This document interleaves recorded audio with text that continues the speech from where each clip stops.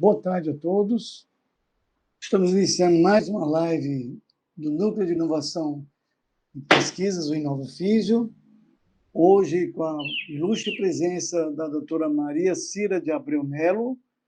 Doutora Cira Maria, ela é fisioterapeuta, plantonista do Centro de Tratamento de Queimados, do Instituto José Frota, especialista em criança queimada pelo Cunhaquém, no Chile, mestre em saúde pública pelo UAP do Paraguai e diretora social do Instituto de Apoio ao Queimado. Essa live ela é desenvolvida pelo nosso núcleo de pesquisas InovaFísio, é o Núcleo de Pesquisa e Inovações Tecnológicas e Reabilitação Humana, cuja nossa maior proposta é contribuir na elaboração, produção e validação de protótipos, equipamentos e mídias digitais na área de saúde e tecnologia, com o intuito de favorecer o processo do cuidado de portadores de doenças crônicas ou degenerativas. Nós atuamos desde o processo de criação até a execução do projeto. Nós contamos hoje com 3 linhas básicas de pesquisa: fotobiomodulação de doenças crônicas, telereabilitação e pesquisas translacionais. Temos parcerias de várias universidades e centros de pesquisa, entre eles a Universidade de Brasília, a Universidade Federal de São Carlos, a Universidade Estadual do Rio Grande do Norte, a nossa sede, que é a Universidade Federal do Ceará, a Harvard Medical School, ao qual eu fui vinculado, Hospital Geral de Fortaleza, IJF, e Universidade Federal de Goiás.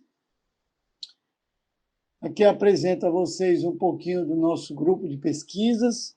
Nós temos alunos de ciência da computação, de sistemas e mídias digitais, de fisioterapia, ou seja, nós temos no cerne, no DNA do nosso grupo, uma proposta multidisciplinar. Nós temos também psicólogos, professores do curso de psicologia, que estão contribuindo sempre para a melhoria dos nossos produtos e dos nossos equipamentos. A quem tiver interesse, convido-os a procurar as nossas redes sociais, que aqui está colocada. E para a gente, então, iniciar a nossa live, eu gostaria, nesse momento, de, então, perguntar à doutora Cira. Doutora Cira, qual é o papel do fisioterapeuta no Centro de Tratamento de Queimados? Com a palavra, doutora Cira. Muitíssimo obrigado.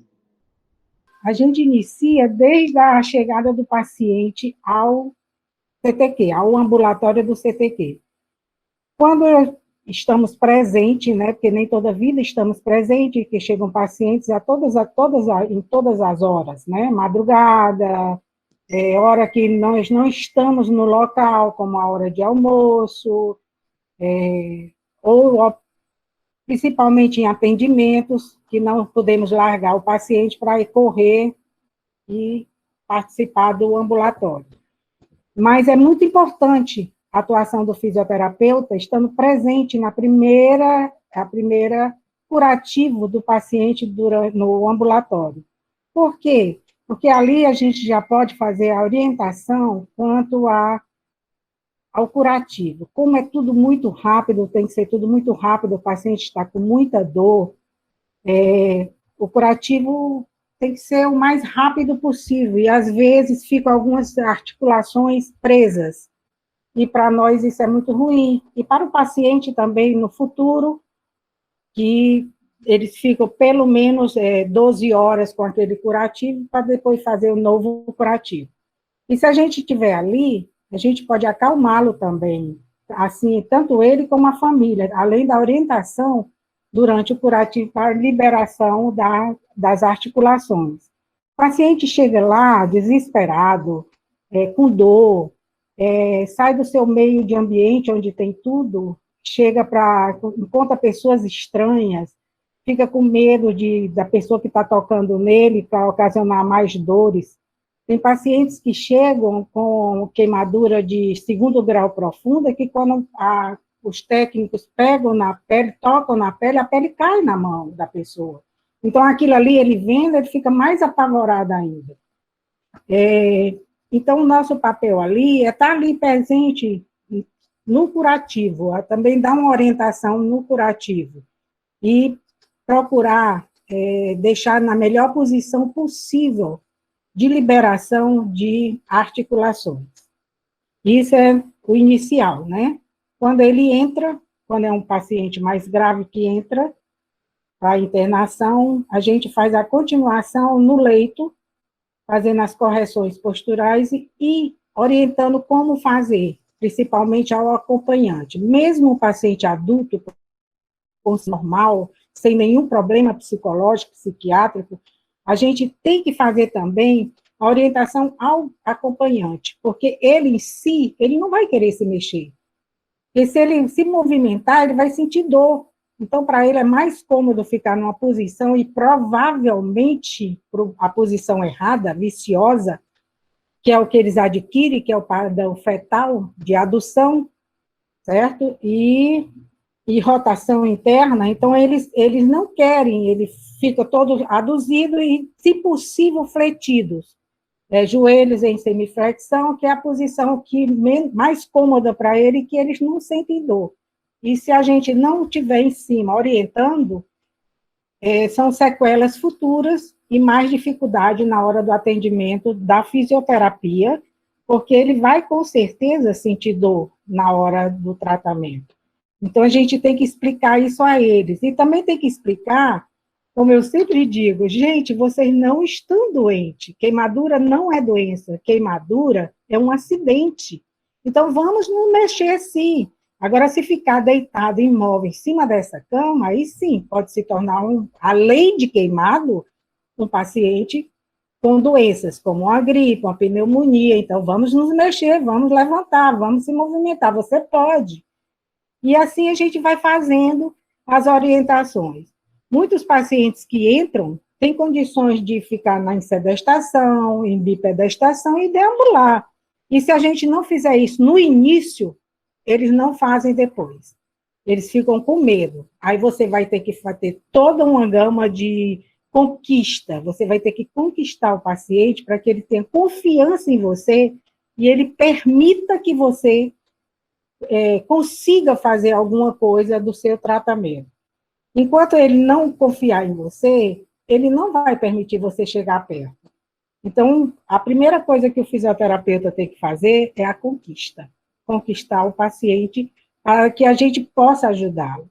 E eu sempre digo para eles, gente, vocês vão ter que me ajudar para que eu possa te ajudar. Muitos deles, a partir do momento que você consegue conquistá-lo, é tão interessante que eles vão fazendo todos os movimentos, toda a cinesioterapia, para agradar ao profissional, e não por eles. Ele diz, doutor, eu vou fazer pela senhora, não por mim. É muito bom você ver isso, é uma troca. Então, ele te confia tanto em ti, eles querem te agradar, de alguma maneira. Então, eles procuram fazer para agradar o profissional. Eles não fazem pensando nele. Isso aí é uma parte do que o fisioterapeuta pega inicialmente, né? O fisioterapeuta também entra nos curativos anestésicos. Antes dos curativos anestésicos, tem o horário da visita clínica. É um grupo, né? Nós somos formados, são vários profissionais, médico, fisioterapeuta, ocupacional, e nutricionista, enfermagem. Então, a gente está sempre junto na visita. Então, cada um, quando para no leito do paciente, cada um fala alguma coisa sobre aquele paciente, e o que é mais importante, que possa ajudar na área do outro, né?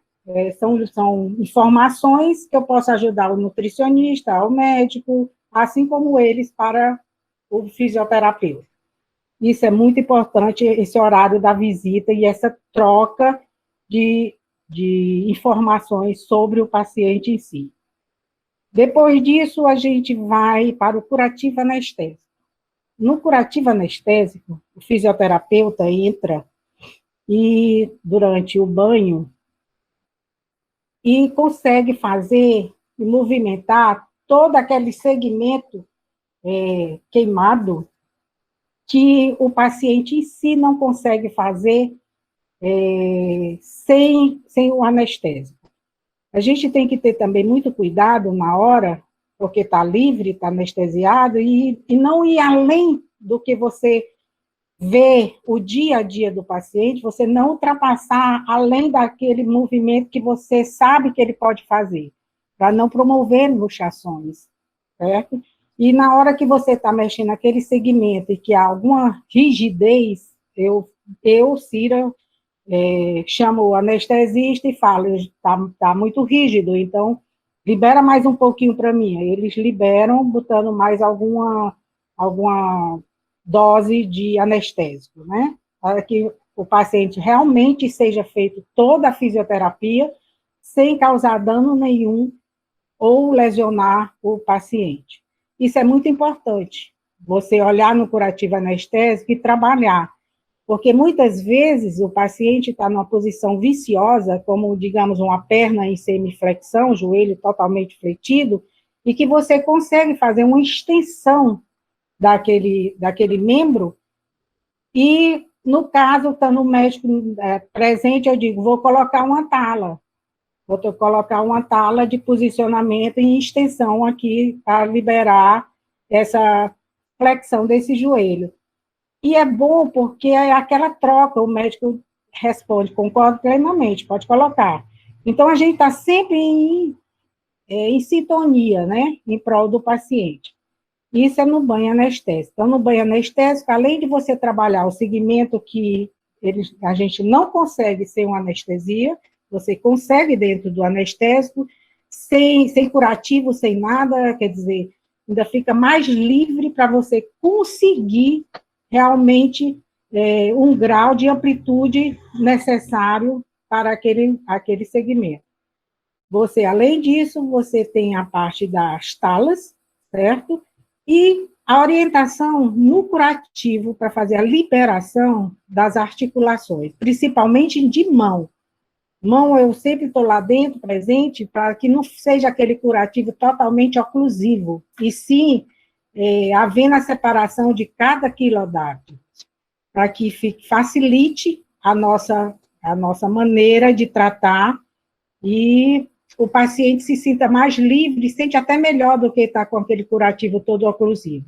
Em alguns casos, como em limpezas cirúrgicas, realmente não pode haver essa separação de cada quirodato, por causa do sangramento, então tem que ser realmente um curativo totalmente oclusivo para não haver um excesso de sangramento, já que o paciente, na limpeza cirúrgica, perde bastante sangue, certo?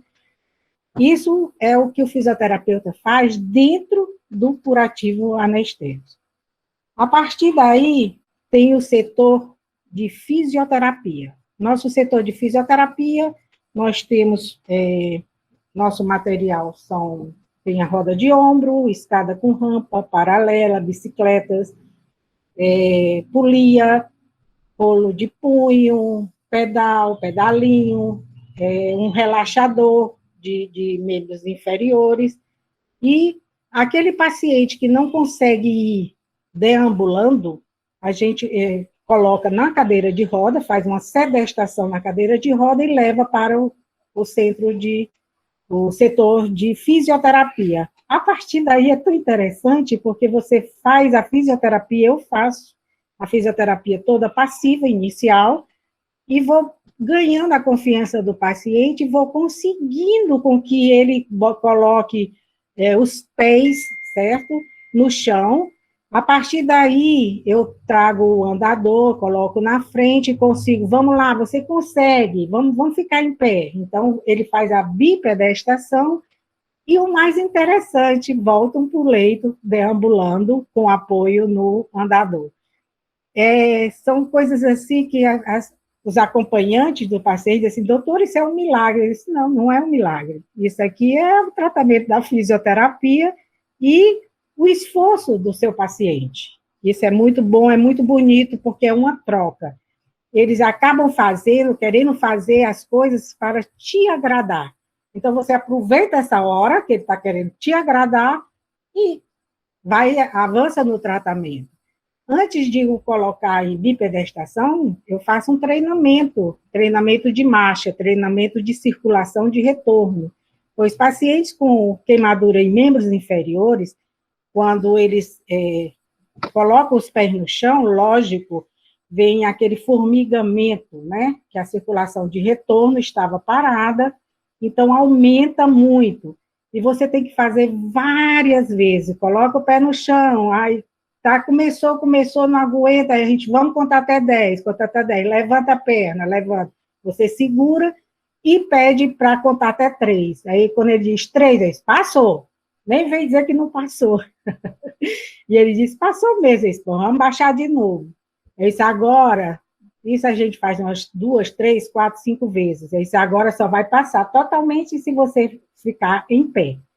Aí ele fica em pé e diz, está começando a formigar. Agora vai passar quando você vê a primeira passada, a segunda passada, na terceira, na quarta já vai ser um alívio. Vamos tentar?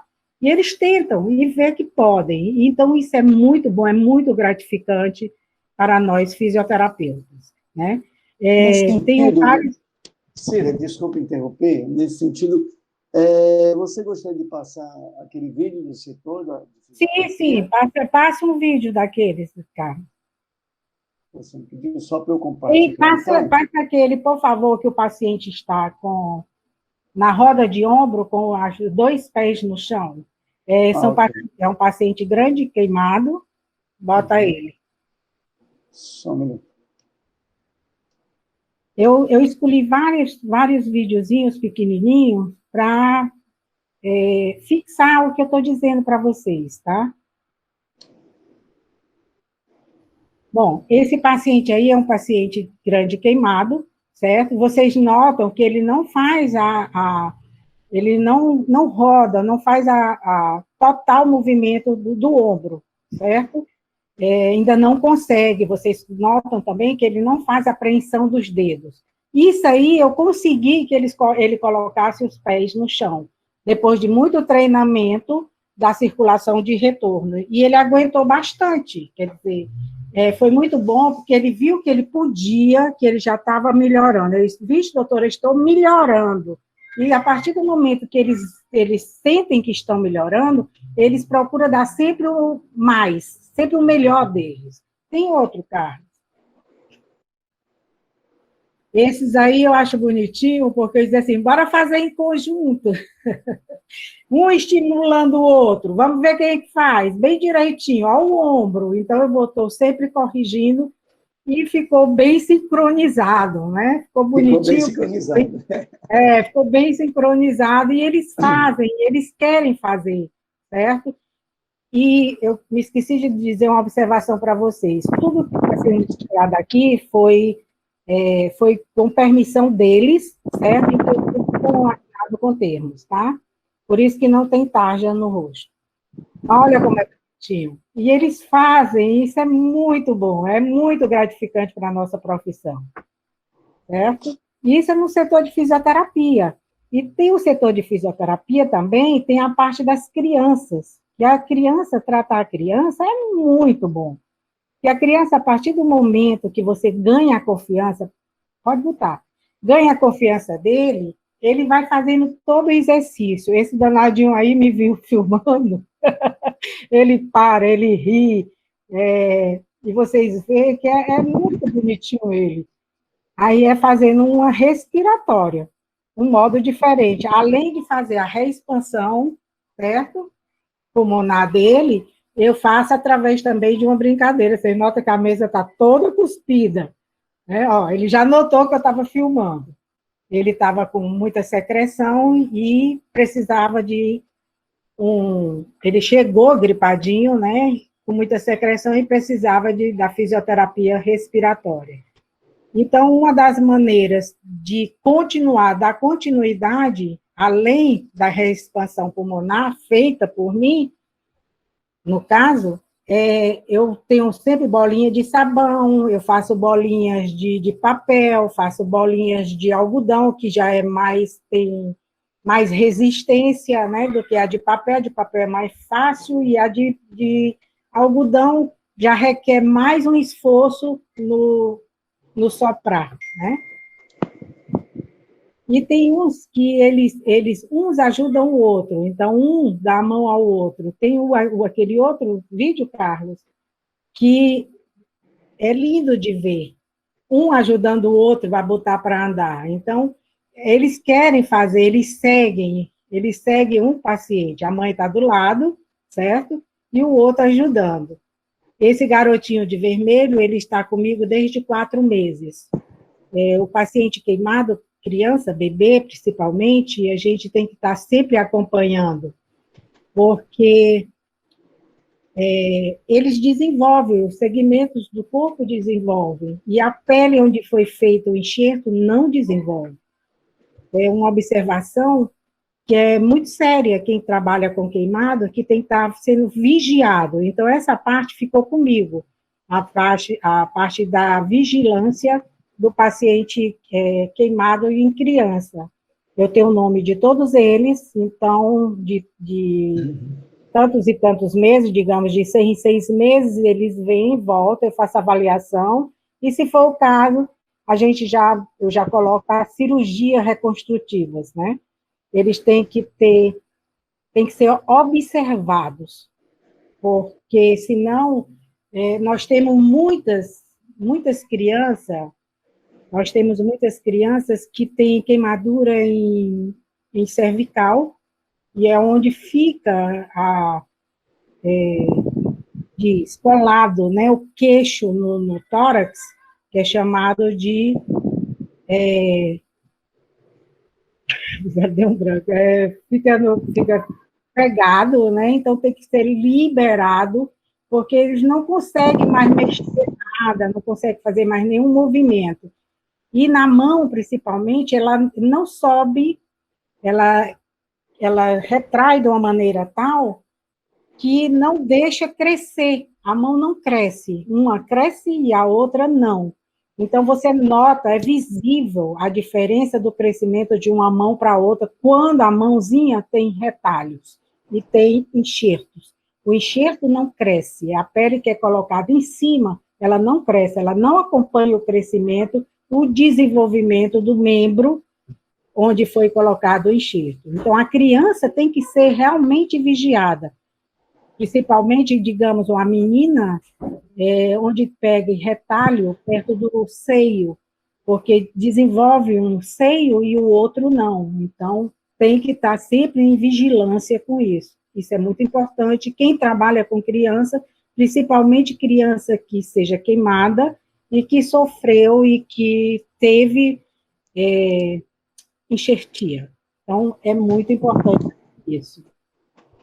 É interessante essa sua fala, Cira, porque, de fato, a gente esquece um pouquinho Aliás, não é bem esquece, as pessoas que não atuam na área não compreendem, às vezes, porque pessoas que tiveram queimadura na infância têm que constantemente, ou periodicamente, que está falando, terem que ter novas intervenções. Então, o motivo é esse, porque, embora é uma pele, mesmo que seja homóloga, né, do próprio paciente, mesmo assim, ele necessita de uma intervenção, porque a pele não vai crescer, ela não vai ter uma elasticidade com o crescimento como a pele dita normal, né? Exatamente isso. Nós temos pacientes hoje que foram queimadas com 9 anos de idade, que ela já sofreu, se eu não me engano, quase 50 intervenções, certo? Ao longo do tempo, ela hoje tem 43 anos. E ainda tem necessidade de algumas cirurgias reparadoras, né? Que a gente chama de sequelas, as sequelas que ficaram, ainda tem necessidade disso. E essas pessoas, eu a peguei criança, depois nos distanciamos e depois teve uma ocasião nos encontramos novamente e eu tenho dado assistência a ela até hoje. Sempre conosco, inclusive, ela é uma pessoa tão maravilhosa, tão perfeita, que muitas vezes eu peço ajuda dela para ir até os nossos pacientes do CPQ, falar com eles. Nós temos, nessa fase da pandemia, gente, vou relatar aqui uma coisinha, nós temos tido muito TS, muita tentativa de suicídio, infelizmente. E essas pessoas que tentam contra a vida, elas se tornam, como é que eu vou dizer, elas se abandonam, elas não querem fazer nada, elas não querem se recuperar, elas não querem realmente isso. Aí eu peço ajuda dessa minha paciente, que o nome dela é Fernanda, Cris conhece, Michele também, e Fernanda sempre vai lá e me ajuda muito, muito com cada um desses pacientes. Ela vai, ela se mostra, ela mostra as marcas dela, ela mostra o que ainda precisa ser feito, certo? E isso dá um ânimo àqueles que estão lá deitados, desanimados, e que acham que a vida acabou com isso, né? E ela sofreu toda essa queimadura com 9 anos, ela estudou, ela casou, ela teve filho, ela fez mestrado e agora está pretendendo entrar no doutorado. É uma capacidade, Fernanda, né? Então, isso são o que a gente ganha com os nossos pacientes. São várias histórias, várias coisas. E outra coisa, ajuda. Eles são muito solidários, eles ajudam muito, muito, muito um aos outros. E a Fernanda é uma pessoa incrível, eu digo que ela é cheia de luz, ela é muita luz, certo? É interessante a sua fala, Cira, porque a gente faz um levantamento no periódico CAPES, por exemplo, sobre artigos que sejam publicados na área de queimagem, e já é difícil, né? A gente tem pouca literatura científica na área. Nós vamos ter um grande número de trabalhos relacionados principalmente a essa questão da pessoa, a sua autoimagem, né, do indivíduo, corpo queimado, principalmente queimadura de face, que é um problema, se a gente pensar em termos culturais, né, antigamente, ou os países nórdicos, né, se a gente pensar na história, nos países nórdicos, e os próprios vikings achavam belo cicatriz, né? Já a comunidade ocidental, ela vê a cicatriz como algo agressivo, inclusive visualmente. Eu me lembro de um trabalho que você até me convidou, de uma fotógrafa, se eu não me engano, americana, que fez um trabalho belíssimo, né? de fotografia. Com o corpo todo pintado. O corpo todo pintado. Isso. Né? E eu achei belíssimo aquele trabalho, porque realmente ela trabalhou com a questão da autoestima, da autoimagem da pessoa. Né? Isso. Carlos, tem muitas histórias para ser contada. Eu tinha uma paciente que hoje em dia já é casada, e ela dizia: tia, eu não gosto de vir para cá, porque toda vida que eu entro no ônibus, as pessoas me veem e saem de perto. E as que não saem de perto ficam perguntando: o que foi isso? Como foi isso? E eu estou cansada de responder. Aí eu brincando e disse: vamos fazer umas plaquinhas. Eu disse: como assim, tia? Quando a pessoa pergunta: o que foi isso? Aí tu puxa a plaquinha. Como foi isso? Aí tu puxa a plaquinha. Álcool. E assim ela fez. Eu fiz mais estilo uma brincadeira para desanuviar aquele problema que estava sendo tão sério na cabeça dela, e ela estava rejeitando tudo isso, inclusive rejeitando a ir para o tratamento, porque ia de ônibus por causa disso. E nós fizemos várias plaquinhas na brincadeira. Ela botou as plaquinhas na bolsa, quando ela chegou na semana seguinte, foi ótimo. Eu nunca ri tanto na minha vida. Isso, como assim? Eu não estou entendendo. Essa hora me perguntaram isso, fiz só assim com a mão, sem falar. fiz com a mão, fui puxando as plaquinhas e fui mostrando. E a pessoa que perguntou ficou toda errada, né? Saiu de perto e ela disse que se sentiu muito bem, que deu boas gargalhadas. Então, é uma maneira de desassociar ao trauma que ela estava sentindo e principalmente o trauma da pergunta, porque as pessoas, infelizmente, olham, as pessoas, infelizmente, perguntam muito e algumas, quando olham, saem de perto. Aí, quando aquelas que saem de perto, eu botei a plaquinha, não é contagioso. E assim ela foi indo. E ela começou a tirar de letra e já não incomodava mais as perguntas da pessoa. Então, foi muito bom. A partir daí, depois de um determinado tempo, ela não fez mais uso das plaquinhas, certo? Já tirava de boa as perguntas, já respondia numa boa, sem que aquilo machucasse ela. Então, isso foi muito bom. A gente, na época, precisa realmente de criar alguma coisa que supere aquele momento. Até isso.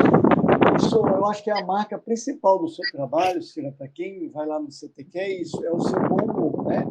É um ambiente difícil, os alunos que vão lá, eles entendem a importância da visita, eles ficam fascinados com o trabalho, mas, ao mesmo tempo, é impactante, não deixa de ser impactante, né? E eu tenho relatos de alunos e a minha própria experiência pessoal ao longo do tempo que eu vou visitar o CTQ e eu tenho a felicidade de ir no seu dia, que é na quarta-feira, é o relato de como você consegue lidar com essa situação de uma maneira bem humorada, né? Porque realmente o humor talvez é a melhor forma de saída, de esquecer um pouco o problema e tentar aliviar um pouco a tensão, né? Então, eu acho fantástico. Eu acho que, aí, como ele disse, tem vários trabalhos muito preocupados com essa questão da questão da autoimagem, mas, de repente, poderiam trabalhar um pouquinho mais esses trabalhos com intervenções que sejam mais lúdicas e menos técnico-clínicas, vamos dizer assim, né? Por isso que eu queria até mostrar aquele trabalho do livro, eu não sei se vai dar para ver, mas esse é o livro que você me falou. O título é Under the Skin, né? Que é sobre a pele. Então, as pessoas são pintadas, né? Então, para as pessoas que não tiveram o privilégio de poder estar nesse momento do livro, são pessoas que tiveram queimadura do rosto ou de partes do corpo e que elas foram pintadas. Elas foram pintadas à mão, né, Cília? Eu não me lembro bem como é que foi a técnica utilizada. E depois Isso ela aí, fotografou. bom, isso aí foi realmente a artista, ela pintou o corpo diretamente do paciente, né? Inclusive tanto mulheres como homens, crianças, e depois foi fotografado e foi feito esse livro. Esse trabalho foi feito pelo IAQ, pelo Instituto de Apoio ao Queimado, certo? E foi um modo de mostrar para eles que eles são lindos, que não interessa a marca no corpo, eles são bonitos. Eu acho que a beleza não está só no corpo, a beleza está dentro da gente. E se você se autoafirmar nisso, você consegue passar isso para os outros. Então, isso é muito importante. A partir do momento que você passa confiança no que você no que você desenvolveu para você, para a sua vida, aquela pessoa que está olhando para ti passa a te respeitar, certo? Passa a te respeitar, a te ver como você se vê. Então, eu procuro sempre, durante a fisioterapia, incutir isso neles. Eles são maravilhosos. Todo ganho que eu consigo naquele segmento queimado, eu vibro. E eles dizem, é tão bom, porque a senhora vibra tanto que a gente sai daqui super feliz. Mas é isso aí, a gente tem que vibrar com cada movimento conseguido. E aquilo ali, aquela tua vibração, você passa para eles. E a partir desse momento, eles também vibram, e eles vão vendo que estão melhorando a cada dia. Isso é muito importante. É muito importante a troca do fisioterapeuta com o paciente durante o tratamento. E não aquela coisa só fazer e pronto. Não, você tem que ter uma troca. E eu gosto muito de levar vários pacientes para a sala. Eu uso a sala mesmo, eu uso com vários pacientes, porque eles fazem uma troca entre si. E eu, É, é uma troca coletiva que você chama isso. Isso, a primeira coisa que eu faço é, vamos nos apresentar. Aí vai falando. Tem uns que não gostam de falar sobre a queimadura. Então, aquele que não gosta, eu deixo por último. Eu disse, e aí, conte para os outros como foi, o que lhe aconteceu. E assim vai falando. Aí, quando chega a vez dele, se ele quiser falar, tudo bem. Se não quiser, ninguém repara, os outros não reparam. Mas é muito difícil eles não quererem contar. Eles também querem participar e acabam contando. E para eles é um alívio. Eles dizem, doutora, foi tão bom, eu estou me sentindo tão bem. Então, a partir daí, você já ganha espaço para que o teu tratamento siga adiante com mais rapidez. Quando eles se aceitam e aceitam o tratamento, é bem mais rápido a recuperação deles. Então, a partir do momento que eles deambulam, que acelera a circulação, eles mais rápido saram, né? Sim, nesse sentido, existe uma psicóloga que auxilie? Como é que funciona? Sim, quando há aquela nós temos uma psicóloga, né? Nas terças e nas quintas. E que o paciente, quando tem necessidade, eu sempre coloco, nós temos um quadro, e eu boto que o paciente está precisando de atendimento psicológico urgente, né? Que são aqueles que ainda estão muito introspectivo e que ainda não se aceitaram e não aceitaram o acidente em si. Então, aqueles ali realmente estão precisando de um tratamento psicológico e não de uma conversa numa sala de fisioterapia. Se bem que essa conversa tem ajudado muito, porque um ajuda o outro. E diz assim, olha, eu não conseguia me mexer, mas a doutora veio e conseguiu fazer e me mostrou que eu posso. E do jeito que eu posso, você também pode. E um vai passando força para o outro. É por isso que é bom o setor de fisioterapia. O setor de fisioterapia é muito importante, porque você levando vários pacientes para lá, um vai ajudando o outro, acaba ajudando no tratamento. Isso é fantástico. Não tem dinheiro no mundo que pague você ver um ajudando o outro, certo? É muito bom. Então, me corrija se eu estiver errado. No caso do psicólogo, ele vai atuar quando você enxerga que aquele paciente não está conseguindo aderir ao tratamento, né, da fisioterapia especificamente, ou outro, e aí, nesse sentido, você, embora eu entenda que você tem várias tentativas com esse paciente, mas como ele acaba não aderindo ao tratamento, você pede uma intervenção psicológica, é isso? Isso. Se bem que a psicóloga, ela faz a visita a todos os pacientes, certo? Entendo. Mas... Aí ela faz uma triagem, né? Faz uma triagem, exatamente. Vai fazendo a triagem. Só, Carlos, que é assim, o paciente, quando cria um vínculo com você, ele te conta as coisas. Perfeito. E não conta para o médico, não conta para o psicólogo, não conta para a enfermagem, não conta para o nutricionista, mas te conta. Se ele te conta, ele está te pedindo o quê? Ajuda, socorro. Né? Então, muitos médicos dizem assim, quando querem saber alguma coisa do paciente, chama a Cira. Porque há uma troca, certo? Quando eu chego perto deles, não sei porquê, é como se fosse uma troca de... Eu conto para eles também. Hoje eu não estou legal. Vamos lá, ver se vocês podem me ajudar daqui no meu ânimo. Bora lá, bora levantar para que eu possa melhorar. Então, isso é uma troca. E eles acabam te contando, para o fisioterapeuta, acaba contando coisa que ele não conta para outra pessoa. Porque a gente está mais perto, está mais próximo, está tratando, está vendo, e a gente está do lado.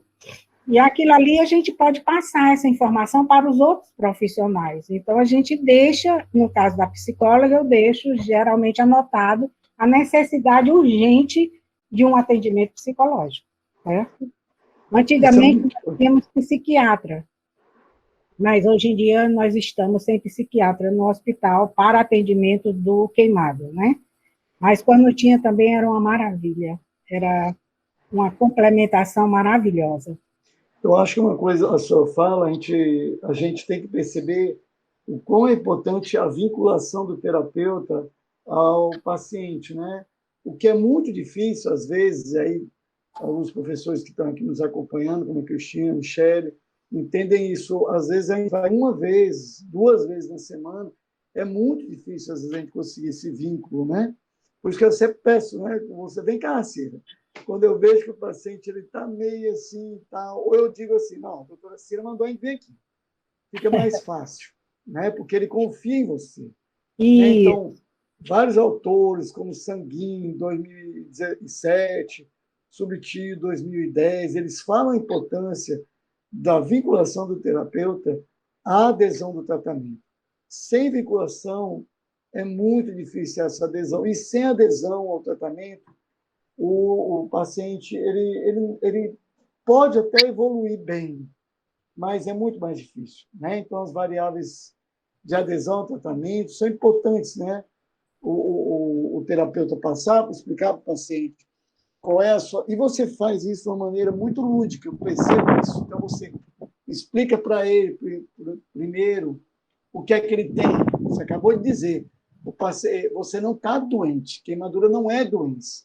Então, explicar para ele a condição de saúde dele é um dos primeiros passos para a adesão ao tratamento. Né? E você isso faz de uma maneira muito tranquila, explicar para o paciente os passos em que ele vai passar, terapeuticamente falando, que você faz talvez assim, mais facilmente ainda. Explicar, não, você está aqui, que se você depende mais da sua ajuda, colaboração do que de mim e da equipe. A equipe está aqui disposta a lhe ajudar, mas é preciso que você esteja disposto a se ajudar, né?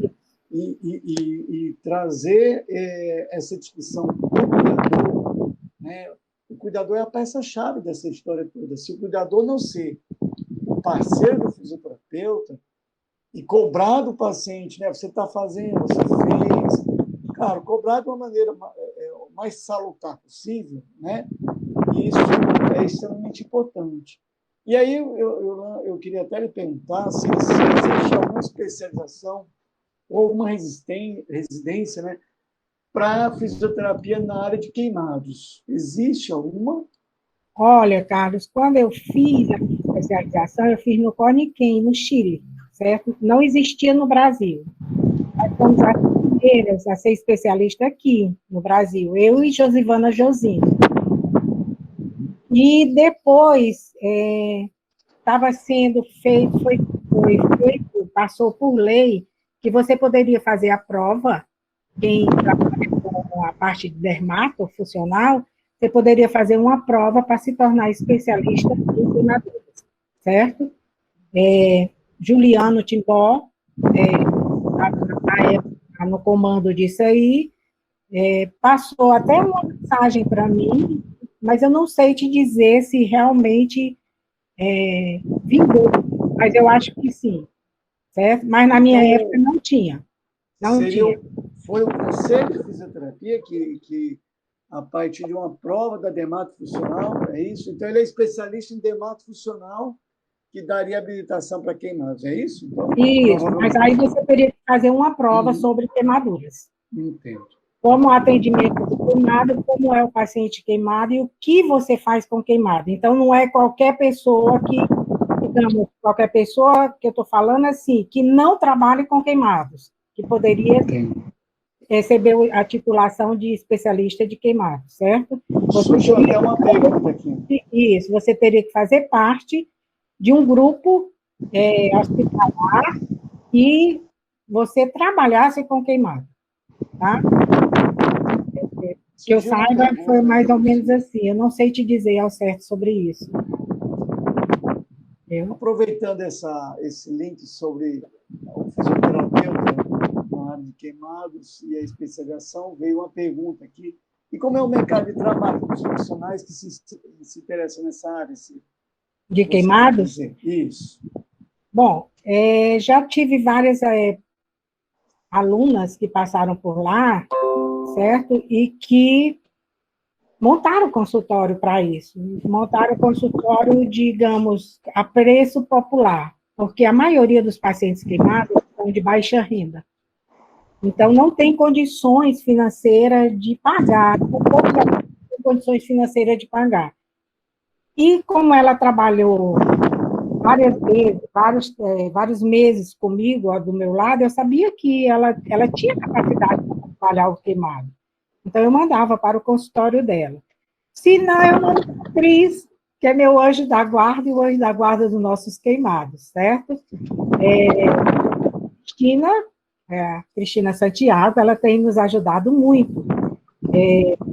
Os pacientes que não têm condições financeiras, e alguns que têm, eu mando para lá, porque eu sei que lá é completo, tem os aparelhos, tem tudo, e tem a Cristina lá, é muito importante isso, certo? É uma bênção, Cris, é uma bênção na vida dos queimados, sabia? Muito obrigada. Nós que ajudamos essa parceria aí, né, Cira? A Michele fica lá no JF e, assim, como ela fala bem, realmente, de você e da forma como você acompanha esses pacientes lá, né? E esse carinho que eles trazem de você, eles levam lá, a Michele traz essa fala, e eles trazem isso também para a gente quando vamos ser atendidos pelos nossos alunos lá no NAMI. Então, o tempo inteiro eles dizem, vamos ter que voltar lá para a doutora Cira ver a gente. Então, forma esse vínculo, e a gente continua referenciando, falando para eles o quão é importante eles voltarem para lá. Vocês conseguem fazer a contrarreferência, Cristina? É mais informal, não é? É informal. Né? É informal, sim, eles são encaminhados, né? A Michele, às vezes, está lá, Cira, a gente pode fazer o acompanhamento, e aí a Cira já faz esse acompanhamento, e eles vão lá para o NAMI. Então, há esse acompanhamento médico, né? Mas a gente não tem como contra-referenciar pelo sistema. Entendi. Mas esse paciente, ele fica no prontuário, que ele veio do IJF, e a gente reforça os retornos dele para o IJF. Entendo. Então, quer dizer que quando o Cira... O fluxo, ele segue mais ou menos como? Ele teve alta hospitalar, aí ele vai para o NAMI e tenta se inscrever numa lista. Ele vai para o NAMI, né, pelo encaminhamento via SUS. Ele vai, a gente avalia, pede que ele realmente volte à unidade básica de saúde, solicite uma guia, e aí ele continua sendo acompanhado mensalmente. E a gente adora essa parceria, porque às vezes o paciente chega ali, naquele quadro ainda bem inicial, né, e é feito, assim, um tratamento maravilhoso. O papel, eu acho, da universidade deveria e deve, e eu acho que as universidades, na medida do possível, a gente consegue minimizar um pouco essas demandas que o SUS tem, né? O SUS, ele é um plano maravilhoso, mas é um plano gigantesco com uma população maior ainda, né? Isso, com certeza. Não esquecendo que também os pacientes queimados são atendidos no IAQ. Sim. Foi queimado, certo? Muitos vão para lá, e outros vão para a Cris. Tem alguns que têm uma necessidade de aparelhamento, que lá no NAMI tem, que dentro do IAQ nós não temos, certo? E Michele é maravilhosa, Michele foi de autoajuda, Michele vê os pacientes, está lá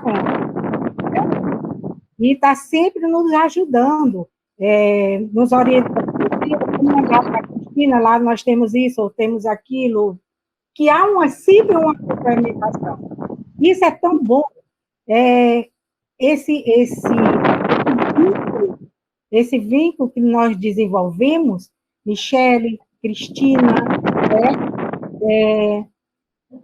Você não tem noção, Carlos, como tem beneficiado, certo? Esses pacientes são altamente beneficiados por causa de profissionais que querem e que podem, eles podem ajudar. Certo? Às vezes podem, mas muitos não querem. E não é o caso. Então, nós estamos sempre em contato. Né? Estou com ela sempre lá no CTQ e não tem nem o que dizer. Eu vou aproveitar que essa live está bem animada, aproveitar a professora Michele aqui. Professora Michele, e quais são assim, as condutas, os recursos que vocês conseguem trabalhar lá dentro do laboratório?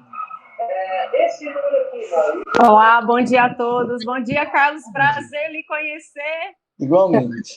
Cira fala muito, professor Carlos, professora Michele, que estão aqui me ajudando. Não lhe conhecia, muito prazer. Igualmente. As lives têm essa vantagem, né?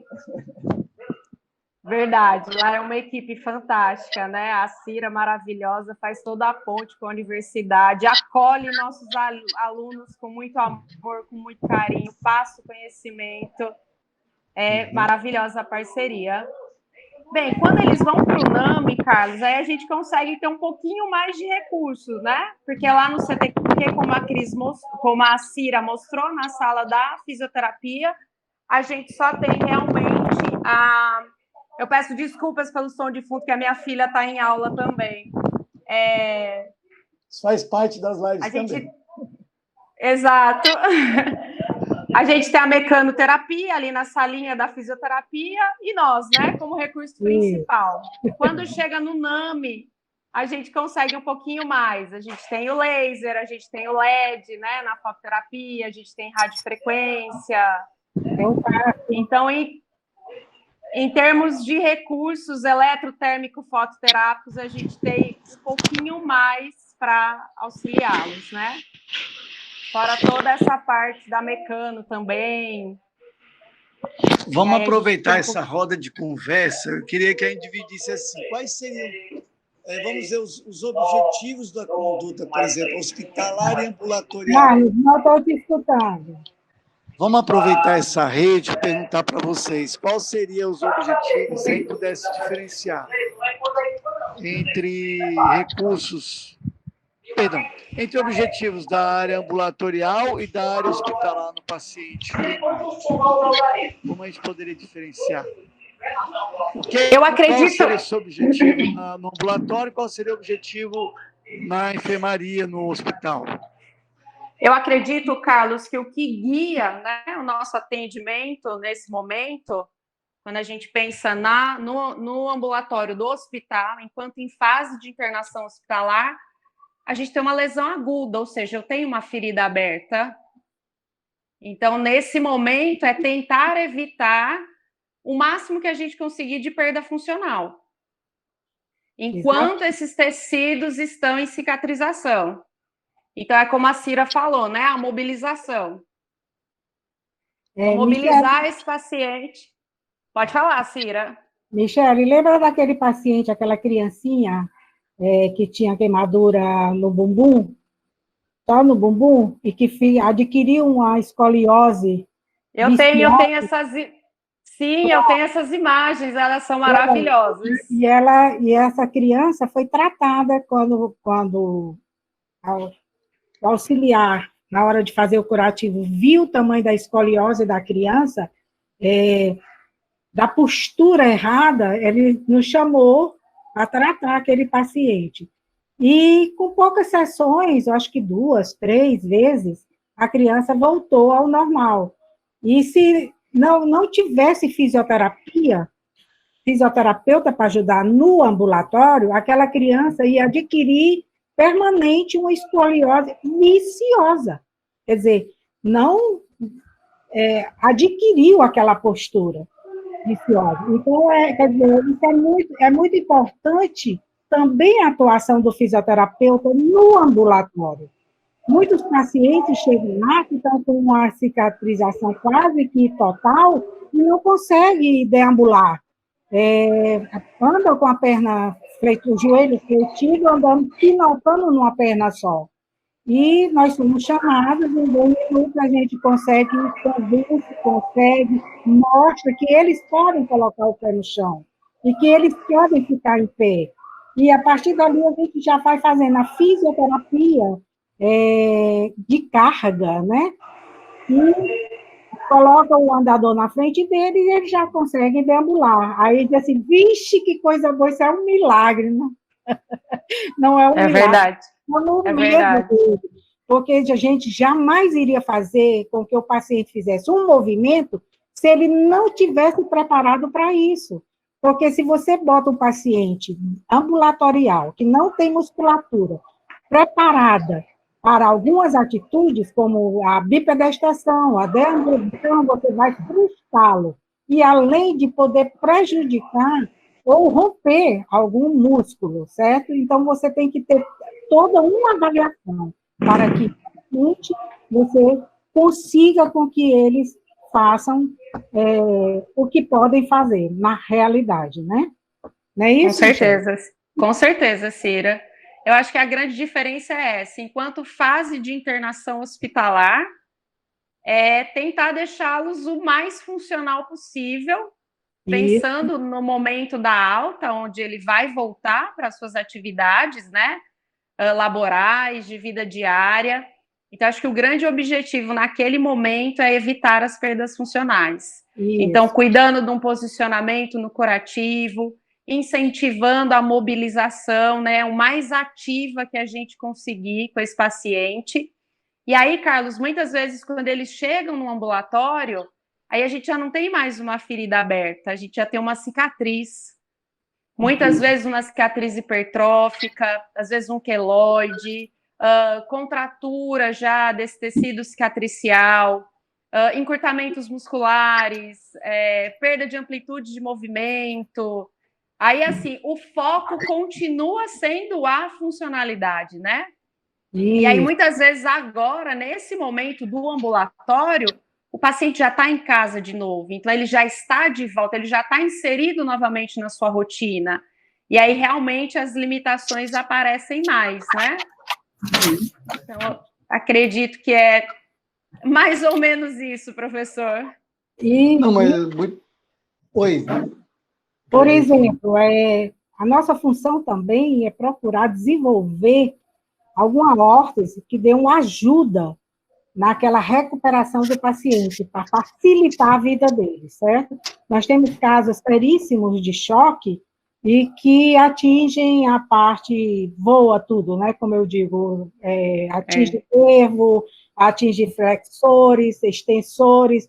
Então, você tem que começar a pensar em alguma órtese que não tem ainda, mas que você pode idealizar para o paciente, para que ele possa voltar a alguma atividade após o uso dela, porque ela deixa numa posição mais correta, certo? E a partir dessa posição correta, junto com a outra mão, que dá uma ajuda, que a TO entra, certo? E eles conseguem desenvolver alguma coisa. Eu já desenhei várias coisas, já criei várias coisas para eles, que criei uma malha para uma paciente que não tinha perdido os 2 braços, e que ela dizia para mim, doutora, a coisa que eu mais queria na minha vida era voltar a comer sozinha, porque o bocado que é colocado na minha boca, ou é muito ou é pouco. E eu queria tanto voltar a dar comida na boca do meu filho, e ela perdeu os 2 braços, aliás, os 2 antebraços. E eu passei a noite todinha pensando nisso. Todo dia me virava e consegui, desenhei uma malha para ela, mandei fazer lá no IAQ, passei a ideia para a costureira, e foi feita essa malha. E a partir dessa malha, onde tem um furo para baixo, que bota a caneta, ela passou a escrever. E na lateral ela passou a comer, a se pentear, a fazer tudo aquilo que ela não fazia mais, certo? E isso é muito importante, o fisioterapeuta também querer procurar, sei lá, pensar no bem daquele paciente e tentar fazer alguma coisa para ajudá-lo. Essa sua fala, Cira, a gente tem vários aspectos a se considerar, né?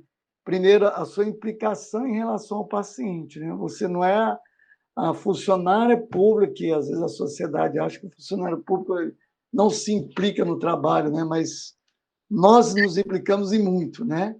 Então, a sua preocupação com o paciente, e aí eu vou aproveitar uma live passada que a gente fez, uma das alunas do Inova perguntou como trabalhar a criatividade na pesquisa ou no trabalho, na fisioterapia. Aí você acabou de mostrar a criatividade a partir da necessidade do paciente. Você se implicou na preocupação, né, de querer a melhoria, a funcionalidade, que a professora Michele também colocou aqui. Então, a gente sempre tem foco na funcionalidade vinculada à melhoria de qualidade de vida dessa paciente, né? E você, a partir disso, você correu atrás dessa busca, desse olhar, desse cuidado, né? Então, é muito bacana como você trabalha todas essas vertentes de uma maneira tão fluida, né? Você é menos acadêmica e mais coração, mas acaba tendo um conteúdo teórico fantástico, Cira. Eu acho que a Michele e Cristina concordam comigo. É muito, muito bacana, muito promissor isso. Eu queria aproveitar a fala da professora Michele em relação à fala sobre a cicatrização, né? Que é algo fundamental do trabalho da fisioterapia. Né? Às vezes, os alunos estão lá no começo do curso, aí fica estudando patologia, fisiopatologia, cicatrização. Para que eu vou usar isso como fisioterapeuta? E é fundamental, né? Então, quando você tem uma lesão, não é só epidérmica, sem pensar no estiramento muscular, é tecido, é cicatrização, né?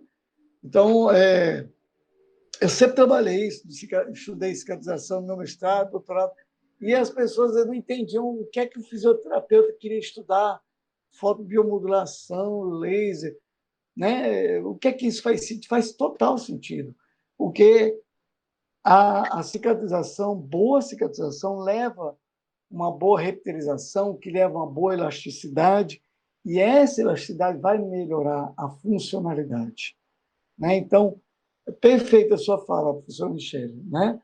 E é algo que eu não entendo, assim. Quando eu fui em Harvard, o meu professor dizia que o país que mais publicava em fotobiomodulação era o Brasil. E isso às vezes, a gente tem tão pouco a se orgulhar do nosso país, né? E foi, poxa, um professor de Harvard falar que o Brasil publicava em fototerapia, só que aí quem a gente via que quem é que mais publicava? Eram os dentistas. Nós começamos a pesquisa com fototerapia, né, fotobiomodulação, e acabou que a gente acabou perdendo um pouco. A gente publica, claro, nós temos grandes nomes, né, o Nivaldo Parisotto, nós temos o Nelson, nós temos aí vários profissionais, mas que ainda são poucos, né, que conseguem produzir ciência nessa. Até porque a ciência no Brasil hoje é muito difícil. Mas se a gente tivesse, Cira, várias vezes, se eu tivesse um laser aqui, um LED no meu setor, né, Vamos Cira? ter, né, Carlos? Vamos ter, né? Aí nós estamos aí desenvolvendo, né, Cira? A gente trouxe lá um protótipo, estamos aí sensibilizando a equipe do setor de queimados a compreender a importância disso, né, Cristina? Então, assim, isso a gente vê no ambulatório, a gente sabe que a Cristina, a Michele trabalham com isso, mas, poxa, esse trabalho seria tão melhor se a gente conseguisse trazer isso no hospital, né, tão mais precocemente, principalmente na pele doadora, né? Mas é um trabalho de formiguinha que a gente está sensibilizando as equipes e eu espero que um dia a gente consiga. A pandemia parou um pouquinho essa pesquisa, mas a gente vai continuar, né? Isso. Tomara, Carlos, tomara. Fazemos votos que isso aconteça, porque seria fantástico se a gente pudesse ter esses recursos já ali na fase aguda da lesão. E não só quando eles já vêm com a cicatriz formada. Infelizmente, é uma tecnologia cara, né? E quando a gente fala em serviço público, existe essa barreira, infelizmente. Mas quem sabe a parceria realmente com as universidades, a gente consiga colocar o equipamento ali, e aí eles, né, vendo a atuação do equipamento e os benefícios, sensibilize, né, para que haja efetivamente uma compra e a instalação fixa desse recurso ali.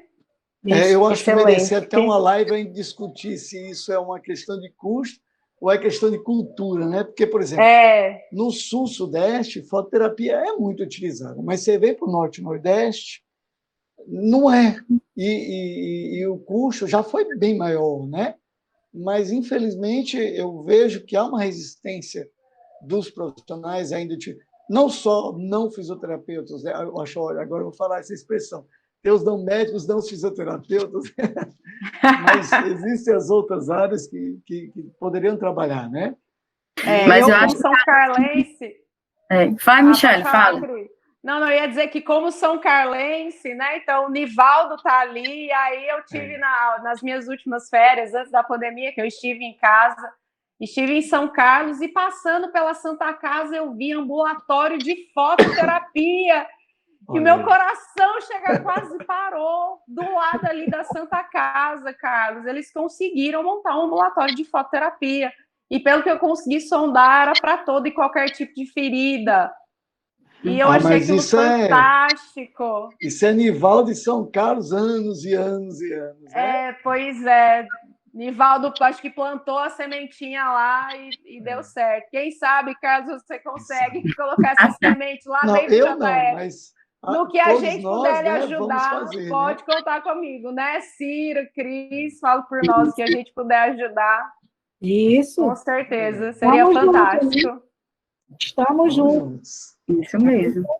O que vocês A gente acham? destaca aí, às vezes, né, alguns são outros desafios, né?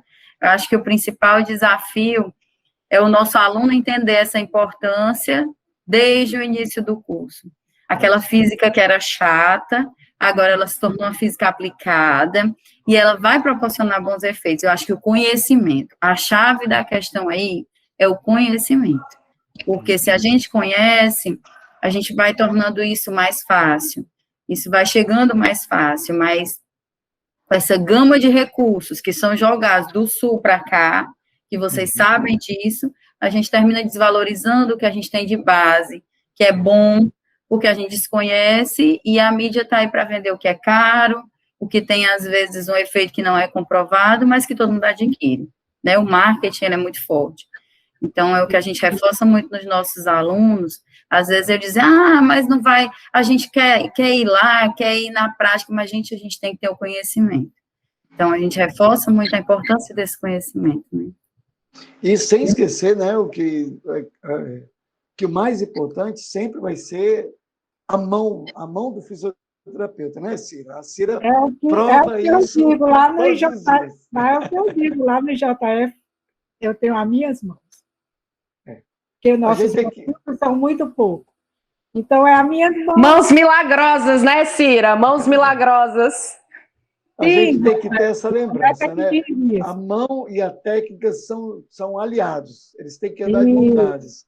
Não é o equipamento que vai curar o paciente totalmente, não é a mão do fisioterapeuta que, às vezes, totalmente vai conseguir dar esse benefício, mas se a gente tem um recurso, se ele pode ser, né, comprovado cientificamente, as evidências estão aí para provar isso há muito tempo, né? Então, por que não se utiliza? Está na hora de se acordar para isso. Os dois são fortes aliados. Né? É isso aí, muito bem. Eu queria que você finalizasse a nossa live, Cira. Embora eu estou achando maravilhoso, eu acho que a gente tem que ter outro momento. Adorei a participação, agradeço, Michele, agradeço a Cristina. A Cristina a gente já não se havia há anos, Michele não conhecia, né? Mas é prazer em conhecê-la. Vamos ter outro prazer, momento. Carlos. Vamos fazer uma... Carlos, vamos fazer uma de fototerapia. Vamos. O golpe está aí, cai quem quer. Já estão pré-convidadas. Oi, Cira. Obrigada. Olha as coisas boas que você acabou de ganhar com essa live. Conhecer a Michele. Certo? Para finalizar, eu gostaria de agradecer a todos a participação, certo, de vocês, e eu gostaria de que fosse passado um vídeo, terminando com ele, de um paciente que passou 11 meses com a gente. Ele, aliás, não os 11 meses total, porque ele teve na UTI, foi entubado, depois foi traqueostomizado quando subiu para o CTQ. Esse paciente foi um paciente gravíssimo, foi um paciente de choque que entrou pela cabeça e saiu nas pernas, e infelizmente... É esse vídeo, Cira? Isso, infelizmente ele ficou com a gente 11 meses, mas como vocês podem ver, 11 meses após, ele andando, deambulando, ele veio com ele pela mão, e ele indo para casa, e eu fiz um corredor de bênção para ele, certo? Eu fiz um corredor de bênção e ele foi, assim, uma felicidade só. Esse vídeo foi tocado em muitos cantos, foi, assim, maravilhoso. Ver esse resultado desse paciente andando e indo para casa foi muito, muito, muito, muito bom. Foi uma coisa gratificante, onde a nossa profissão, eu vou dizer, é a nossa recompensa, certo? Eu tenho um ditado que meu pai sempre dizia, e eu vou repetir para vocês para terminar. Tudo aquilo que é feito, além do saber com amor, a nossa margem de erro é bem miudinha, certo? E tudo aquilo que é feito sem o amor aumenta a nossa margem de erro, porque a gente não escuta e não vê o próximo, certo? É a dica que eu deixo para todos vocês. Carlos, obrigada. Obrigada por essa oportunidade de passar um pouquinho do que eu faço. E obrigada a todos vocês por participarem junto com a gente.